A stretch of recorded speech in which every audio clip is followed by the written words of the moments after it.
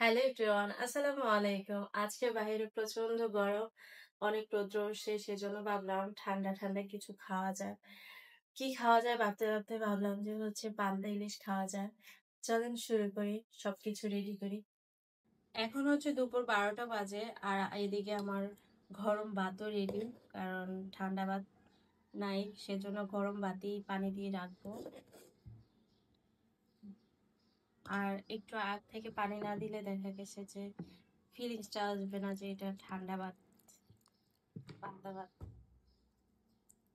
এই আমার পান্তা ভাত খাওয়ার জন্য লাগবে ইলিশ মাছ। আর ইলিশ মাছটা বেশি বড় না বেশি ছোট না, মিডিয়াম সাইজের। এখন ভালো করে ধুয়ে এটা সুন্দর মতন লাল লাল করে ভেজে নেব।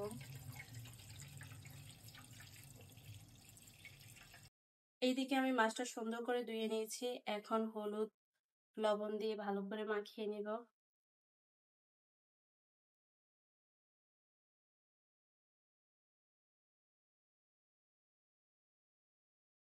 এখন মাখানো শেষ। এখন 5 মিনিট একটু রেখে দেব। এখন দিয়ে দিব ইলিশ মাছটা ভাজার জন্য।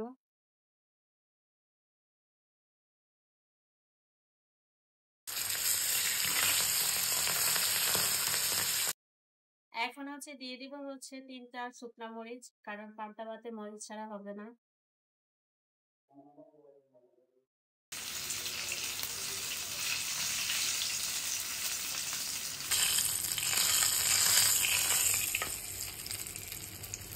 পান্তা ভাত খাওয়ার জন্য সবকিছু রেডি।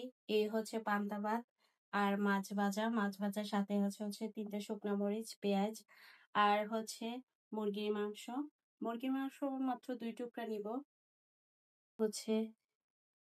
মাছ, মাছটা তো সারতেছে না, যাই হোক। তারপর 2 টুকরা পেঁয়াজ,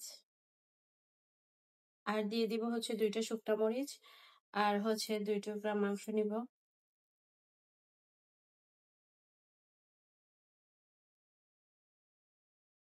আর একটু সামান্য ঝোল।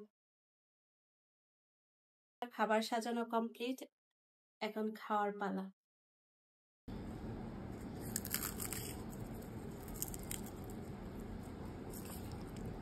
এখন সবকিছু ভালো করে মেখে নিব।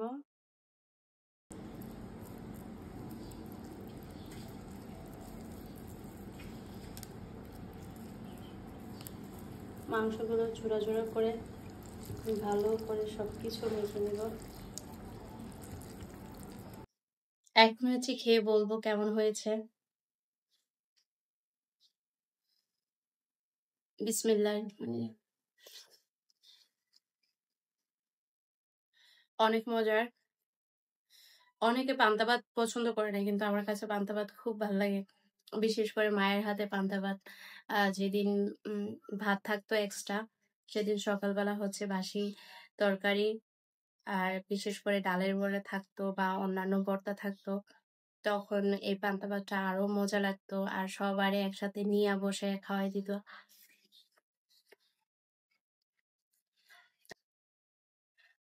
আর ইলিশ মাছে প্রচুর পরিমাণে কাটা, সেজন্য ভয় লাগে।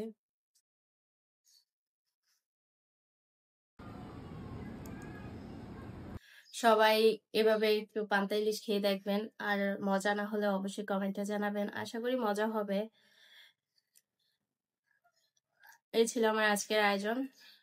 সবাই ভালো থাকবেন, সুস্থ থাকবেন। দয়া করে সবাই সম্পূর্ণ ভিডিওটা দেখে সবার মতামত জানাবেন।